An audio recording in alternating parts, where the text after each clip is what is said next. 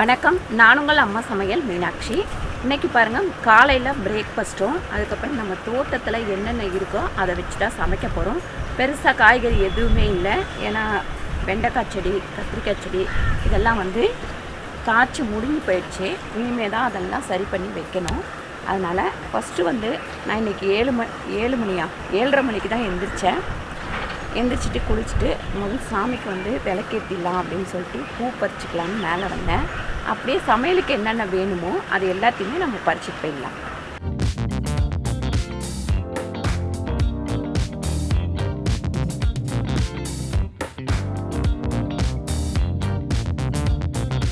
தூதுவளை ரசம் சரி, இதை கட் பண்ணியிருக்கேன். கீழே போய் நம்ம இதை ஆஞ்சி எடுத்துக்கலாம். அதுக்கப்புறம் ஒரு அடை பண்ண போகிறேன். அதுக்கு முருங்கைக்கீரை காலையில் பிரேக்ஃபாஸ்ட்டுக்கு. அதுக்கப்புறம் பார்த்திங்கன்னா வல்லாரை கூட்டு,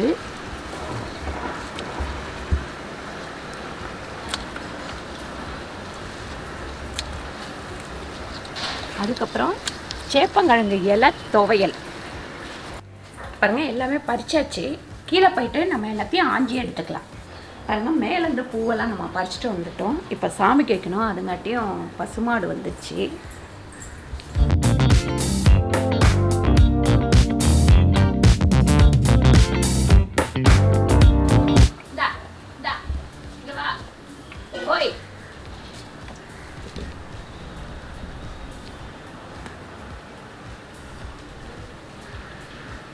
பாருங்க, அந்த கண்ணுக்குட்டிக்கு ஏன் தூக்கி போட்டேன்னா, இவங்க முட்டுவாங்க. அதனால் வெளியே போக பயமாக இருக்குது எனக்கு. அதனால் அங்கே தூக்கி போட்டேன். அது இல்லாமல் இந்த மாடு இருந்தால் அது இங்கே வராது. அது வேறு மாடோட கண்ணுக்குட்டி. அது எப்போவுமே நான் காலையில் எழுந்திரிச்ச உடனே முதல்ல இன்றைக்கி வெள்ளிக்கிழமை பூ பறித்து போட்டாச்சு, விளக்கேற்றி வச்சாச்சு. அதே மாதிரி ஊதுவத்தி ஏற்றி வச்சுட்டு அடுத்த வேலையை நம்ம ஆரம்பிக்கலாம். எப்பவுமே 5 மணி 5:30 மணிக்கு எழுந்திரிக்கிறவ இந்த ஊரடங்கு போட்டதுலேருந்து வேலை கம்மியான தொட்டு நான் 6:30 7 மணிக்கு தான் எழுந்திரிக்கிறேனே. அதனால் லேட்டாக தான் விளக்கும் ஏற்றுறேன். இல்லைன்னா 5:30 மணிக்கெல்லாம் எழுந்து ஏற்றி வச்சுருவேன். வெளியில் துளசி மடம் கிட்ட ஒரு விளக்கு ஏற்றியாச்சு. எப்பவுமே துளசி மடம் இருந்தால் வீட்டுக்கு பின்னாடியோ இல்லை முன்னாடியோ, ஆனால் பெரும்பாலும் முன்னாடி வைக்கக்கூடாது, பின்னாடி தான் வைக்கணும். இங்கே இடம் இல்லாத தொட்டு நான் முன்னாடி வச்சுருக்கிறேன். அதுக்கு விளக்கேற்றியாச்சு. இப்போ காலையில் நம்ம பிரேக்ஃபாஸ்ட் பண்ணிடலாம். கிச்சன் எல்லாமே க்ளீன் பண்ணி வச்சுருக்கோம். எல்லாமே க்ளீனாக இருக்குது.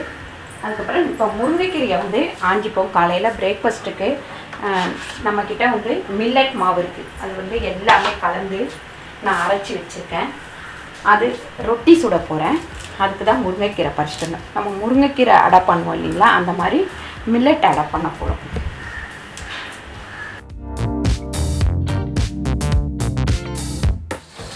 முருங்கைக்கீரையை இந்த மாதிரி கழுவிக்கலாம். ஏன் இந்த கூடையில் போட்டோன்னா நமக்கு தண்ணி வடிகிறதுக்கும் ஈஸியாக இருக்கும். அதனால் இப்போ கழுவி இங்கே வச்சுருவோம். வெங்காயம் கட் பண்ணிக்கலாம். பாருங்கள், இதில் மில்லட் மாவு நல்லா 1/2 கிலோ எடுத்து வச்சுருக்கேன். ஏற்கனவே நம்ம இந்த மில்லட் மாவு சேல் பண்ணிகிட்ருக்குறோம். நிறைய பேருக்கு கொடுத்துட்ருக்கோம் அரைச்சி. இதில் ஒரு 16லேருந்து 18 வகையான இதுவெல்லாம் தானியங்கள் சேர்த்து பண்ணுறது. பாருங்கள், வெங்காயம் நல்லா பொடியாக வெட்டிக்கலாம். ஒரு 2 வெங்காயம் நல்லா பொடியாக நறுக்கியிருக்கேன். ஒரு 2 கைப்பிடி அளவு முருங்கைக்கீரை எடுத்திருக்கேன். இப்போ நம்ம அடை பண்ணுறதுக்கு நம்ம இதில் வெங்காயம், அதுக்கப்புறம் கீரை, முருங்கைக்கீரை இது 2த்தையும் வதக்கிக்கலாம். இப்போ கடாயில் ஒரு 3 ஸ்பூன் அளவுக்கு எண்ணெய் போட்டிருக்கேன். நமக்கு பச்சை மிளகாய் இல்லை அப்படின்றதுனால நான் காஞ்ச மிளகாய் சேர்த்துக்கிறேன்.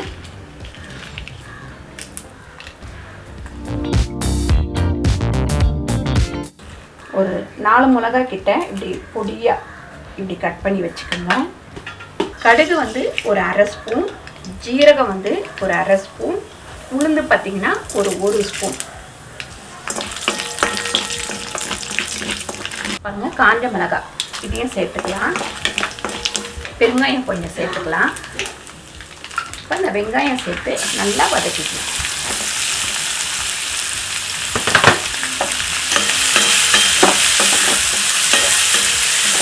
மாவுக்கு, கீரைக்கு, வெங்காயத்துக்கு எல்லாத்துக்கும் சேர்த்து ஒரு 1.25 ஸ்பூன் உப்பு சேர்த்துக்கலாம்.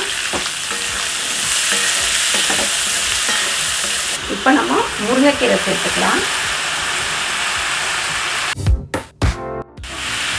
அடுப்பை ஆஃப் பண்ணிவிட்டு இதை 2 கிண்டி விட்டுக்கலாம். இந்த வதக்கின வெங்காயம், இந்த முருங்கைக்கீரை இது எல்லாத்தையும் இந்த மாவில் சேர்த்துக்கலாம். சூடாக இருக்கும், அதனால் இந்த மாதிரி கிண்டி விட்டுக்கோங்க. அதுக்கப்புறமா நம்ம கை வச்சு பிணையலாம். இப்போ நம்ம இதில் தண்ணி போட்டு நல்லா பிணைஞ்சிக்கலாம். நல்லா வந்து தளன்னு பிணைஞ்சிக்கணும். ரொம்ப திக்காக இருந்ததுன்னா உங்களுக்கு தட்ட முடியாது. இந்த மாவுக்கு உங்களுக்கு 2லேருந்து 2.25 டம்ளர் தண்ணி தேவைப்படும். பாருங்கள், இந்த அளவுக்கு பிணைஞ்சிக்கணும். இப்போ இதை தோசை கடாயில் போட்டு தட்டி எடுத்துக்கலாம். இப்போ இதை வந்து தோசைக்கல்லில் போட்டு நல்லா நம்ம அடை மாதிரி தட்டி எடுத்துக்கலாம். இதுக்கு வந்து பார்த்திங்கன்னா நமக்கு தக்காளி தொக்கு நல்லாயிருக்கும். அதுக்கடுத்து பார்த்திங்கன்னா இந்த தேங்காய் வச்சு கார சட்னி அரைக்கிறது நல்லாயிருக்கும். இது வந்து எனக்கு தக்காளி தொக்கு வந்து வீட்டில் இருந்தது, காராமணி போட்டு தக்காளி தொக்கு வச்சது. அதனால் நான் அதையே இன்னைக்கு காலையில் பிரேக்ஃபாஸ்ட்டுக்கு யூஸ் பண்ணிக்கலாம்னு வச்சுட்டேன். தோசைக்கல் வந்து நல்லா காயட்டும். நான் வந்து இதுக்கு சப்பாத்தி போடுற கல் வச்சுருக்கேன். ஏன்னா இதுக்கு வந்து தீ அதிகமாக வேணும். அதனால் தோசை ஊற்றுற கல்லில் வச்சிங்கன்னா சில டைம் தோசை வராது. அப்படி சப்போஸ் தோசை ஊற்றுற கல்லையே இந்த ரொட்டியை சுட்டிங்க அப்படின்னா அந்த தோசைக்கல் வந்து தேய்ச்சிட்டு நல்லா நல்லெண்ணெய் வெங்காயம் தடவி வச்சுருங்க. தோசை ஈஸியாக வரும் உங்களுக்கு. தண்ணி வந்து கிண்ணத்தில் பக்கத்தில் வச்சுக்கோங்க.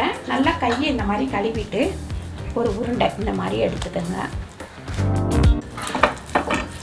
தண்ணி தொட்டு நல்லா இப்படி தட்டணும்.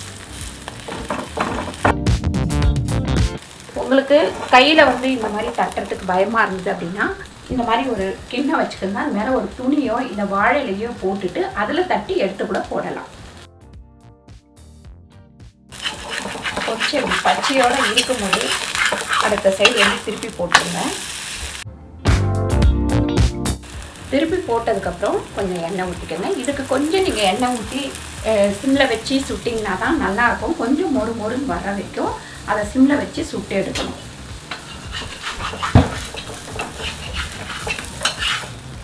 பாருங்கள், 2 பக்கமும் இந்த மாதிரி செவந்து இருக்கணும். இந்த மாதிரி செவந்தப்புறம் எடுங்க. சிம்மில் வச்சு திருப்பி போட்டு எடுக்கணும். உடம்புக்கு வந்து ரொம்ப ஹெல்த்தியான ஒரு ஃபுட்டு இது.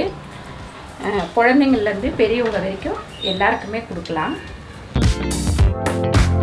பாருங்கள், இந்த குழம்பு சூடாயிடுச்சு. இந்த ரொட்டியை வந்து எல்லாத்தையும் சிம்மில் வச்சு சுட்டு எடுத்துக்கலாம். பாருங்கள், இந்த அரிசி வந்து ஒரு நாள் ஃபுல்லாக நல்லா காய வச்சு பாருங்கள், ரெடிமேட் இட்லி மாவு எப்படி ரெடி பண்ணுறது அப்படின்னு சொல்லிட்டு அம்மா வீட்டு சமையலில் வரும்.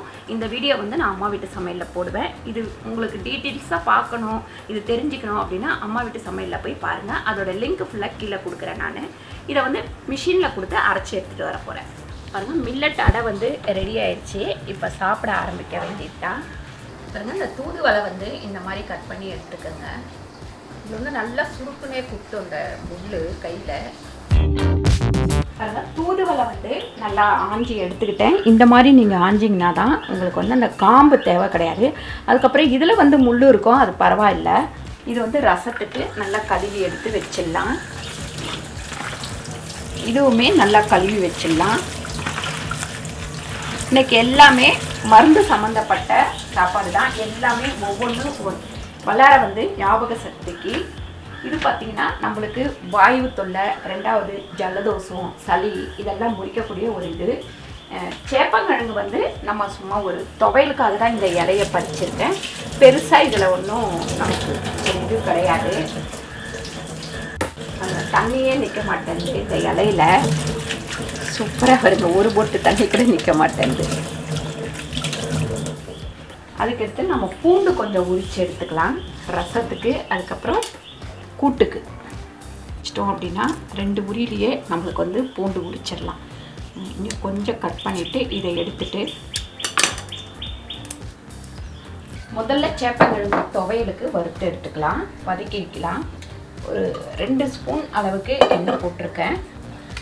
பாருங்கள், நல்லா ஒரு 3 ஸ்பூன் அளவுக்கு உளுந்து சேர்த்துக்கோங்க. தனியாக பார்த்தீங்கன்னா 1 ஸ்பூன் அளவுக்கு. பாருங்கள், இஞ்சி வந்து ஒரு சின்ன துண்டு. அதுக்கப்புறம் பூண்டு வந்து ஒரு 10 பல்லு கிட்ட போட்டுக்கோங்க. கொஞ்சம் சேர்ந்துட்டு இருக்கும் போதே நம்ம தேங்காய் வந்து கொஞ்சம் சேர்த்துக்கலாம். தேங்காய் வந்து வேணும்னா நீங்கள் சேர்த்துக்கோங்க. சாப்பிடக்கூடாது அப்படின்னாக்கா தேங்காய் சேர்க்காம கூட விட்டுடலாம். அதுக்கப்புறம் மிளகாய் வந்து கட் பண்ணி வச்சுக்கிறேன். ஒரு 5 மிளகாய் கட் பண்ணி போட்டுக்கோங்க. 5லேருந்து 6 மிளகாய். கொஞ்சமாக உப்பு.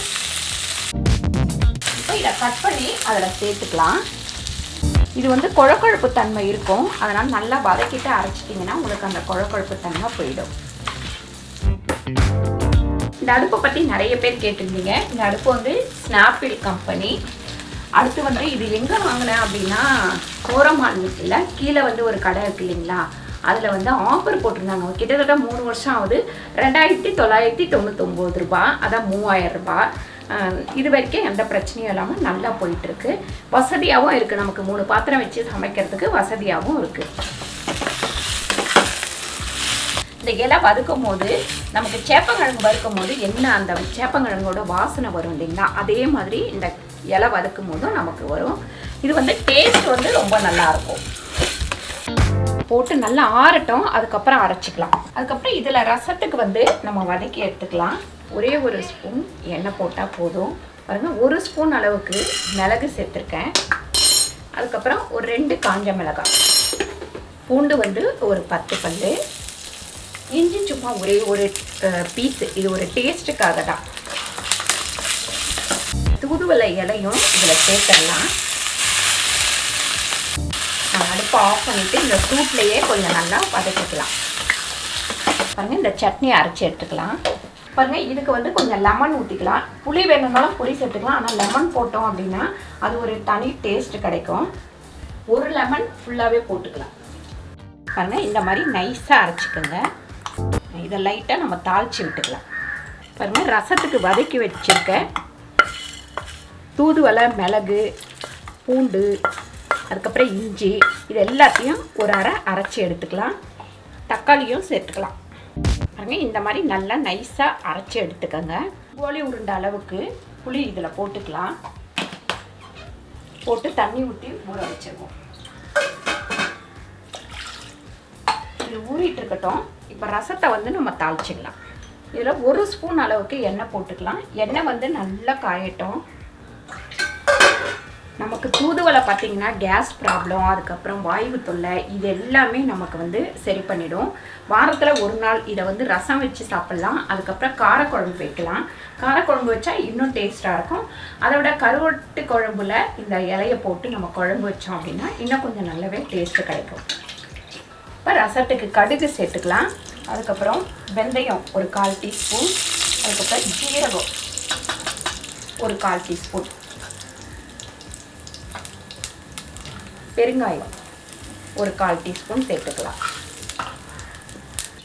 பாருங்கள், அரைச்சி வச்சுருக்க இந்த விழுதை வந்து இதில் சேர்த்து நல்லா வதக்கிக்கலாம். கொஞ்சம் தண்ணி விட்டு நல்லா கொஞ்சம் வதக்கிக்கணும். பாருங்கள், இந்த மாதிரி நல்லா வந்து கொதிக்கணும். கொதித்து நல்லா பச்சை வடை போயிடணும். அதுக்கப்புறம் நம்ம புளி கரைச்சி வச்சுருக்கோம் இல்லைங்களா, அதை வடிகட்டி ஊற்றிக்கலாம். நல்லா கொஞ்சம் தண்ணி விட்டுக்கலாம். இது வந்து கொஞ்சம் தண்ணியாக இருந்ததுன்னா நல்லாயிருக்கும். இது நுர கட்டும் போது எடுத்து ஊற்றிக்கலாம். பாருங்கள், ரசப்பொடி வந்து ஒரு 2.5 ஸ்பூன் போட்டுக்கலாம். ரசப்பொடி போட்டிருக்கேன். இது நல்லா நுர கட்டும் போது எடுத்து இதில் ஊற்றிக்கலாம். பாருங்கள், பாசிப்பருப்பு வந்து கூட்டுக்கு எடுத்திருக்கேன். வல்லாரைக்கீரை கூட்டுக்கு ஒரு 100 கிராம் அளவு போட்டிருக்கேன். ஒரு 2 சிட்டிகை அளவு மஞ்சள்தூள் சேர்த்துக்கலாம். அதுக்கப்புறம் ஒரு 1/4 டீஸ்பூன் அளவு ஜீரகம் சேர்த்துக்கலாம். இது நல்லா வந்து வேகட்டும். 3/4 வேக்காடு வெந்தவுடனே நம்ம வல்லாரைக்கீரையை போடணும். பாருங்கள், 4-5 பல்லு பூண்டு, அதுக்கப்புறம் ஒரு வெங்காயம் வெட்டி அதில் போட்டுடலாம். வெங்காயத்தை இதில் போட்டுருவோம். அதுக்கப்புறம் ஒரு தக்காளி நறுக்கி போட்டுடலாம். இது வந்து நல்லா வேகட்டும். மூடி வச்சிடலாம். அரிசி வந்து சாப்பாட்டுக்கு ஊற வச்சிடலாம். சாதத்துக்கு தண்ணியெல்லாம் அளந்து ரெடியாகவே வச்சுருவோம். அது பாட்டு ஊறிட்டு இருக்கோம். எல்லாத்தையும் முடிச்சுட்டு கடைசியில் நம்ம சாதம் வச்சுக்கலாம். ரசம் இந்த அளவு கொதிக்கும் போது இறக்கி நம்ம இந்த பாத்திரத்தில் ஊற்றிடலாம். இதுக்கு வந்து நம்ம கொத்தமல்லி அந்த மாதிரி எதுவுமே போட தேவையில்லை. உங்களுக்கு விருப்பம் இருந்தால் நீங்கள் சேர்த்துக்கோங்க. ஏன்னா நமக்கு இது வந்து நல்ல ஒரு மிளகோட வாசனையோட சூப்பராக இருக்கும். அதனால நீங்கள் கொத்தமல்லி கூட போட தேவையில்லை. இந்த அடுப்பில் சாதம் வச்சிடலாம். பாருங்கள், இந்த துவையல் வந்து தாளிச்சு எடுத்துக்கலாம். தாளிக்காமல் கூட சாப்பிட்லாம். ஆனால் தாளிச்சா கொஞ்சம் டேஸ்ட்டு கூட இருக்கும். அதனால தான் தாளிக்கிறேன். ஒரே ஒரு ஸ்பூன் எண்ணெய் போட்டுக்கோங்க. எண்ணெய் கொஞ்சம் நேரம் காயட்டும். பாருங்க, பருப்பு போட்டது நல்லா வெந்துட்டுருக்கு. இன்னும் வந்து கொஞ்சம் நல்லா வேகலை. இது குக்கரில் போடாமல் இந்த மாதிரி கடாயில் போட்டு பண்ணிங்கன்னா அது ஒரு தனி டேஸ்ட் வரும். குக்கரில் போட்டால் கொஞ்சம் குழஞ்சிடுச்சு அப்படின்னா இந்த கூட்டு வந்து டேஸ்ட்டு கம்மியாயிடும். ஒரு அரை ஸ்பூன் உளுந்து, ஒரு அரை ஸ்பூன் கடுகு,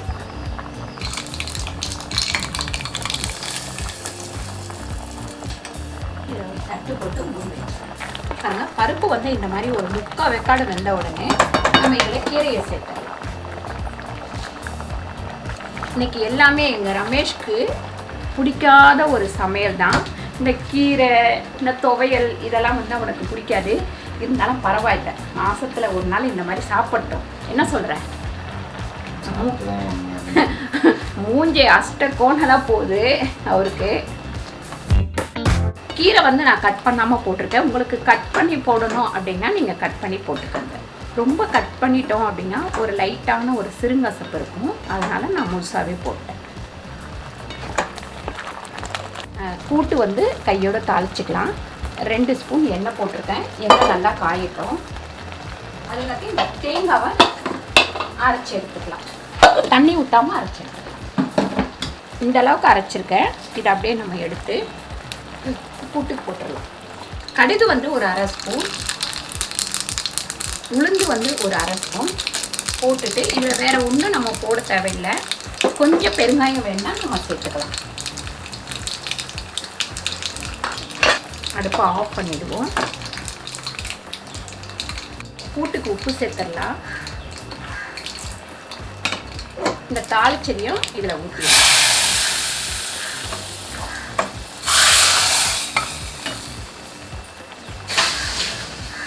இதை மூடி ஒரு 3 நிமிஷம் சிம்மில் வச்சிடலாம். அதனால் கூட்டு வந்து ரெடி ஆயிடுச்சு. இதை நம்ம ஆஃப் பண்ணிவிட்டு இங்கே மூடி வைக்கலாம். கொஞ்சம் நேரம் கழித்து நம்ம வேறு பாத்திரத்தில் மாற்றிக்கலாம். சாதம் வந்து ரெடி ஆகிட்டுருக்கு. இப்போ தான் விசில் போட்டிருக்கேன். ஒரு விசில் வந்தோடனே நான் ஆஃப் பண்ணிவிடுவேன். அதெல்லாம் சூப்பரான ஒரு தூதுவளை ரசம், வல்லாரை கூட்டு, அதுக்கப்புறம் சேப்பங்கிழங்கு இலை வந்து துவையல், சாதம் சிம்பிளாக ரெடி ஆயிடுச்சு. இந்த மாதிரி நம்ம வீட்டில் ஒரு மாடி தோட்டம் வச்சுருந்தோம்னா என்ன இருக்கோ அதை எடுத்து சமைச்சு ஒரு நாள் வந்து நம்ம முடிச்சிடலாம். ஒரு சின்னதாக இதில் ஒரு கணக்கு சொல்கிற பாருங்க. வல்லாரை கீரை நீங்கள் வாங்குறதா இருந்தால் கிட்டத்தட்ட நான் வச்சுருந்த அந்த கீரை வந்து 30 ரூபா இல்லாமல் வாங்க முடியாது.